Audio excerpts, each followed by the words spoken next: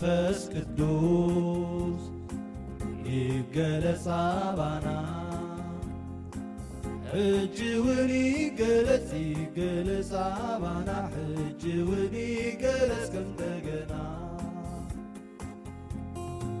ከምቲ ናይ ሐዋርያ ኣብቲ ጽርሐ ጽዮን ከምኡ ድማ ኣብዚ ጉባኤና ነዓውርድ ሕጂ ጐይታ ኣምላኽና ከም ጴጥሮስ ከም ጳውሎስ ከምቶም ሐዋርያትካ ሓንቲ ኸይፈራሕና ንቅዱስ ፍቕርካ ክንመስክር ንኹሉ ተግባራትካ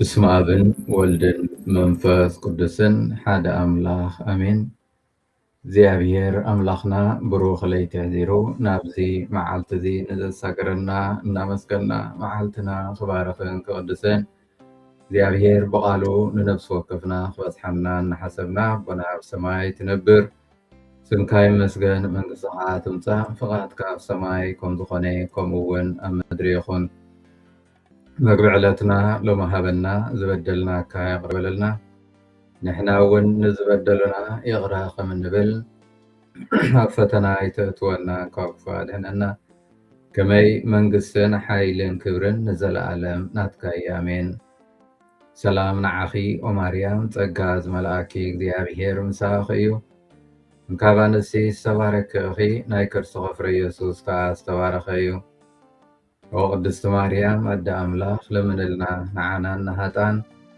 نحجين بقيسي موتنان أمين سبحاتنا أبن نولدن نمنفس قدسن يخون تنتخن ذنبري حجخا نوترو نزل عالم أهلم أمين مكاب قبر حواريات معرف حموشتي كاب عسران شوعاتن سقاب سلسان سلستن مسام صوم أبت مجابايا دوابلوم أتليك خانات كا بسمز السبزي قيت مهردو أتنعنا أكل كلناكمن نوغا يروساليم بتمرتهم ملاخم وا نزسب عايزين احنا كم تقاتلنا يوك يركم كتر يوديهم تدلي زلخم يلو حتتهم بيتروسن حوارياتنقنا خمزي لهم ملسلهم كاب نسبسي نأملاخ مأزازي زقبا نتي نسخاتكم أبعنجي تسغيلكم تقاتلكم وإيسوس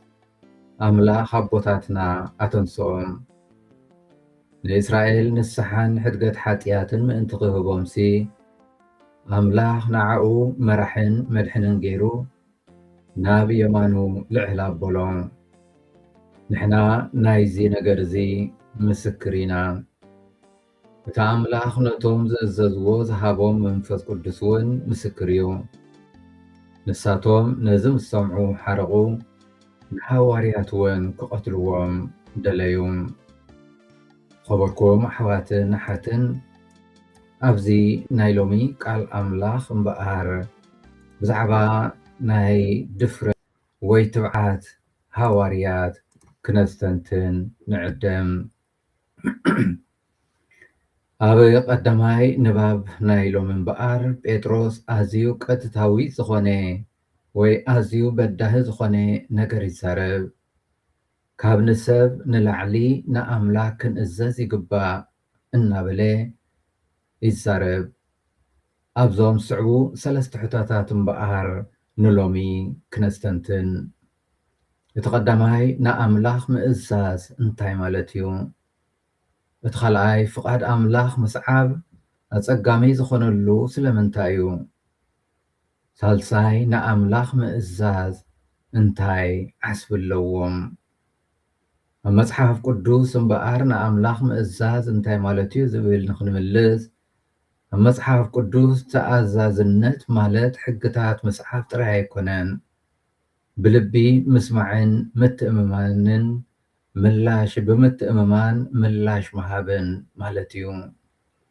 ስለዚ ንሕና ከም ተኸተልቲ ክርስቶስ ነቲ እግዚኣብሔር ኣምላኽ ብቓሉ ብዝተፈላለየ መንገዲ ብሕሽኽታ መንፈስ ቅዱስ ኣብ ልባትና ኣብ ህይወትና ዝዛረብ ብሓቂ ብእምነት ብልቢ ክንሰምዕ ብተኣማንነት ከዓ ነቲ ፀዋዕታን ተልእኾን ሕሽኽታን መንፈስ ቅዱስ ሰሚዕና መልሲ ክንህብ ማለት እዩ።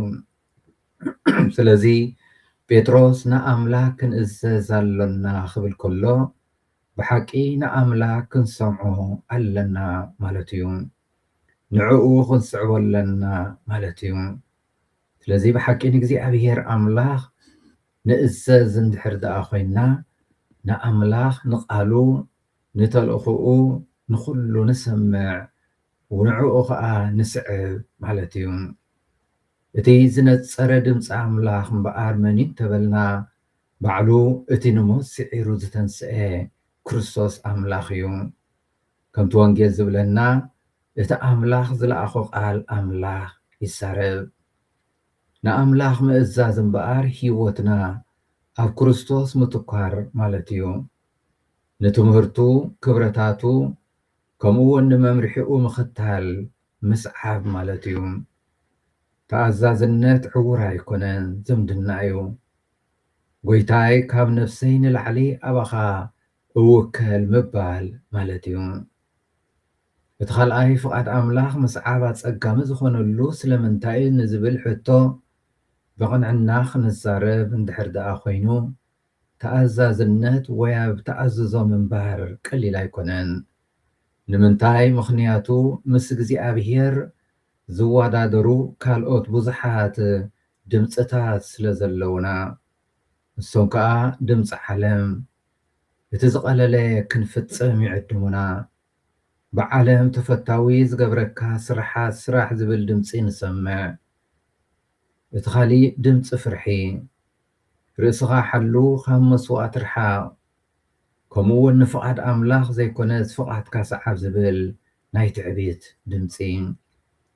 ኣቀዳማይ ንባብ እውን እንተረኣና ሃዋርያት ብዛዕባ ሓቂ ብዛዕባ እቲ ዝተንስአ ክርስቶስ ጎይታ ክሰብኩ ወይ ስብከቶም ከቋርፁ ብሰበስልጣን ፀቕጢ ከም ተገብረሎም ንዕዘብ። ብስም እዚ ሰብ እዚ ከይትምህሩ ዶ ኣፅኒዕና ኣይከልከልናኩምን። እነሆ ከዓ ንኢየሩሳሌም ብትምህርትኩም መላእኹምዋ። ነዚ ሰብኣይ እዚ ንሕና ከም ዝቐተልናዮ ጌርኩም ክትርእዩ ዲኹም ትደልዩ ዘለኹም ኢሉ ይሓቶም። ጴጥሮስ ሃዋርያትን ግና ከምዚ ኢሎም መለስሎም፣ ካብ ንሰብሲ ንኣምላኽ ምእዛዝ እዩ ዝግባእ። ነቲ ንስኻትኩም ኣብ ዕንፀይቲ ሰቒልኩም ዝቐተልኩምዎ ኢየሱስ ኣምላኽ ኣቦታትና ኣተንስኦ እናበሉ ብትብዓት ይሰብኩም። ሓደ ግዜ ቁኑዕ ምዃን ንፈልጥ ኢና፣ ግን ነግሓርሕር ኣብ ዋጋ ዕዳጋ ንኣቱ። ምክንያቱ ንኣምላኽ ምስዓብ መብዛሕትኡ ግዜ መስዋእትነትን ትሕትናን ትብዓትን ስለ ዝሓትት። እቲ ሳልሳይ ንኣምላኽ ምእዛዝ እንታይ ሓስብ ኣለዎ? ቃል ወንጌል ፍላይ ኣብዚ ናይ ሎሚ ኣብ ዮሃንስ 3 ዝተወስደ እቲ ብወልድ ዝኣምን ናይ ዘለዓለም ሂወት ኣለዎ ዝብል መልሲ ይህበና። ንኣምላኽ ምእዛዝ እምበኣር ኣብ መጻኢ ጥራይ ዘይኮነ ሕጂ ኣብዚ ግዜ እዚ ናብ ሂወት ይመርሓና፣ ሂወት ሓጎስ ይህበና። ንኣምላኽ ክንስዕቦ ከለና ኣብ ልብና ሰላም ኣሎ፣ ኣብ ውሳኔታትና ንጹርነት ኣሎ፣ ኣብ መስዋዕትና ትርጉም ኣሎ። ሃዋርያት መከራ እኳ እንተጋጠሞም ምእማንን ሓጎስን ግን መሊእዎም ስለ ዝነበረ ንምንታይ? ምክንያቱ ኣብ ጎኒ ሓቂ ከም ዘለዉ ስለ ዝፈለጡ። እቲ ንኩሉ ስደት መከራ ንሞት ስዒሩ ዝተዓወተ ምስኦም ከም ዝነበረ ስለ ዝፈለጡ ዓለም መፀናንዕ ቃል ክትኣትወልና ክትህበና ትኽእል እያ። ነባሪ ሰላምን ሓቀኛ ህይወትን ምጽንናዕን ዝህብ ግን ሓደ ኣምላኽ ጥራይ እዩ። ካብ ንሰባት ንኣምላኽ ምእዛዝ ኩሉ ግዜ እቲ ዝቐለለ መንገዲ ይኮነን፣ ግን እቲ ክርስትያናዊ ህይወትና ንሱ እዩ ዝሓተና ካብ ንሰባት ንኣምላኽ ክንእሰዝ። በዚ ምኽንያት ብዙሕ ግዜ እውን ሰባት ክጸልኡና ይኽእሉ እዮም። ዝጸልኡና ግና ሕማቕ ስለ ዝገበርናዮም ዘይኮነ እቲ ንሶም ዝደልይዎ ዓለም እትደልዮ ስለ ዘይገበርና እዩ። በቲ ንሶም ዝደልይዎ መንገዲ ስለ ዘይተመላለስና እዮም። ስለዚ ሎሚ ከም ጴጥሮስ ሃዋርያትን ካብ ንሰብ ንላዕሊ ንኣምላኽ ክንእሰዝ ይግባእ ክንብል ክንክእል ይግባአና። ስለዚ ሎሚ ንጎይታ ንለምኖ ብዕንቆት ክንሰምዕ ክሕግዘና፣ ኣብ ሽግርና እዋን ትብዓት ክህበና፣ መንገዲ ኩሉ ግዜ ናብ ህይወት ዝመርሕ መንገዲ ምዃኑ ክንኣምን ክድግፈና፣ ከምኡውን ንዘክር ንኣምላኽ ክንስዕቦ ከለና ብዙሕ ነገራት ክንከስር ከም ዝንኽእል ኢና። እቲ ብሓቂ ኣገዳሲ ዝኾነ ግን ናይ እግዚኣብሔር ሰላም፣ ሓጎስ፣ ደገፍ፣ ምጽንናዕ ግን ፈጺምና ኣይክንስእንን ኢና። ስለዚ እግዚኣብሔር ኣምላኽና ሎሚ እውን ፀዋዕታና ክንሕድስ፣ ንኣምላኽ ክንግዛእ፣ ንኣምላኽ ክንእዘዝ እግዚኣብሔር ኣምላኽ ንነፍሲ ወከፍና ዘድልየና ጸጋታቱ ይሓድለና። ስብሃት ንኣብን ንወልድን ንመንፈስ ቅዱስን ይኹን ጥንቲ ከም ዝነበረ ሕጂ ከዓ ንወትሩ ንዘለዓለም ዓለም ኣሜን። እግዚኣብሔር ስለ ኩሉ ነገር ዝተመስገነ ይኹን።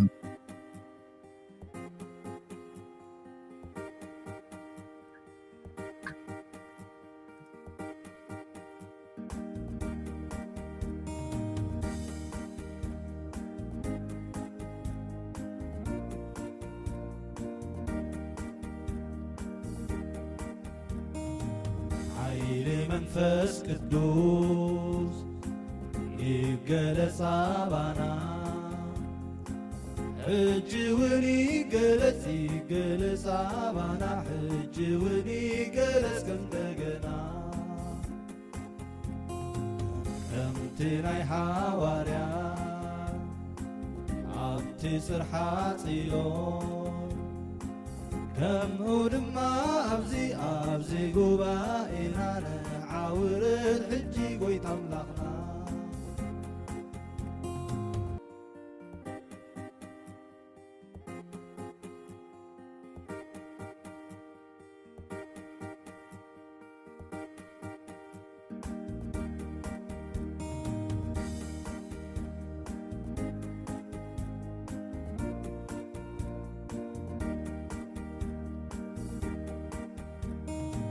ኃይል መንፈስ ቅዱስ ይገለጽ አባና ሕጂ እውን ይገለጽ አባና ሕጂ እውን ይገለጽ ከእንደገና ከምቲ ናይ ሐዋርያት ኣብቲ ጽርሐ ጽዮን ከምኡ ድማ ኣብዚ ጉባኤና ንዓውርድ ሕጂ ጎይታ ኣምላኽና ከም ጴጥሮስ ከም ጳውሎስ ከምቶም ሐዋርያትካ ሓንቲ ኸይፈራሕና ንቅዱስ ፍቓድካ ክንመስክር ንኹሉ ተግባራትካ